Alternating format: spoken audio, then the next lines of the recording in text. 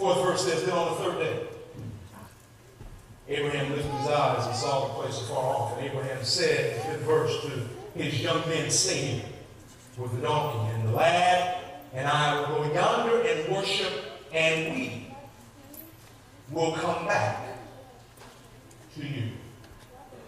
Those are words of confidence, my brothers. In other words, he doesn't know how, but he's trusting God. In other words, Abraham is saying, you know what? I'm going to take this miracle that I have, and I'm going to give it to God, as God gives me another miracle. Because let's face it, Isaac was a miracle, 100 years old, and I'm a father. Isaac clearly was a miracle. And what Abraham did not do was, he did not hoard the blessing from God as if now it's his. For us to lead, brothers, we must be willing to listen to God and then take all that we have that's valuable, our sons, our daughters, our wives, our jobs, and give it to God. And if God doesn't give it back, Job said it this way, the Lord give it, the Lord take it away. Blessed be the name of the Lord. On this Father's Day, brothers, we cannot be the men of God He wants us to be if we're not willing to listen to Him and to entrust everything that we have to Him and do it His way. Hebrews 11:17-19 said, by faith, Abraham, when he was tested, offered up Isaac. And he who had received the promises offered up his only begotten son, of whom it was said, in Isaac your seed shall be called. See, what Abraham did was he remembered what God had promised him. That's what we must do, brothers. We must remember. But you can't remember if you weren't listening. But when God has spoken and you heard what He said and you remember what He said, now you don't have a problem in entrusting to God, because God's word will never fail. Of whom it is said, in Isaac your seed shall be called, concluding that God was able to raise him up even from the dead, from which He also received him in a figurative sense. Yes, what was the figurative sense? The figurative sense was that Sarah's womb was dead. There was no life coming from it, and yet God brought life to that of a 90-year-old and a 100-year-old man. He did it once, God could do it twice. So there was no hesitancy. He listened to God, and he entrusted his valuables to Him. Which meant he had to do what? He had to abide in His will and plan for his life. So the A&E is to abide in God's will. What does it mean to abide, Pastor John? It means when you get in that bathtub, you get in the tub and you get in all parts of it. You don't straddle the tub. 1 foot in and 1 foot out.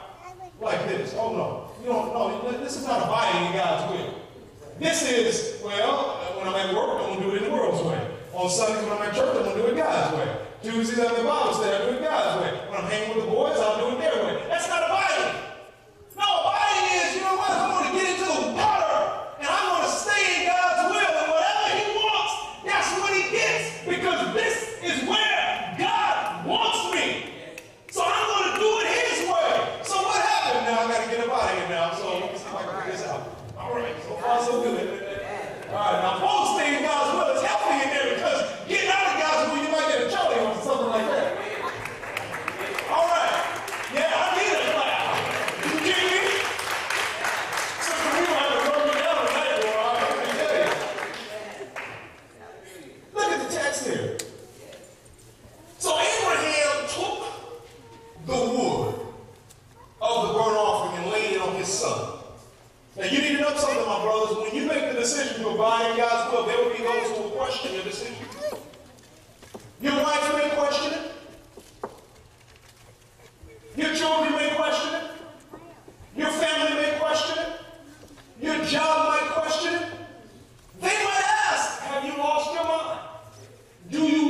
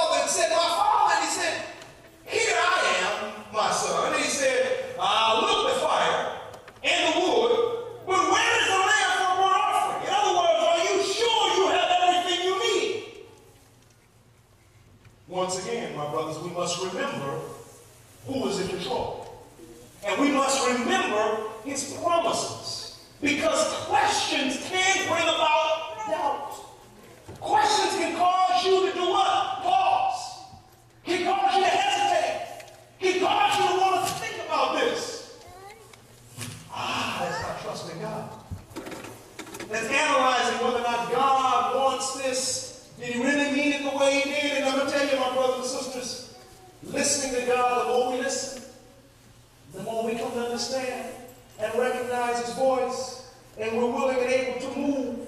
As I shared with my children when they were growing up. Well, they're still growing up. I'm still growing up for that matter. I can appreciate that three-letter word beginning with the W and ending in a Y. Why? I can understand that Joseph's going through that stage. Why? Why?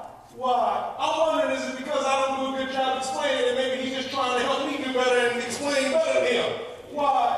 Why? And I always say, there's a time when Dad says something, I can't afford you to say why. Such as what? Duck. You don't want to hear why. See, I said duck. Yeah, there's no time for why. There are times when one says something and you must do it. So we come to trust and recognize that the statement that's being given is given for a reason. But not all will know that. Third point of the abide is to follow through. And don't think ahead of God nor alter his plan. What do you mean follow through, Pastor John? Finish the task. Even if you don't understand it, finish the task.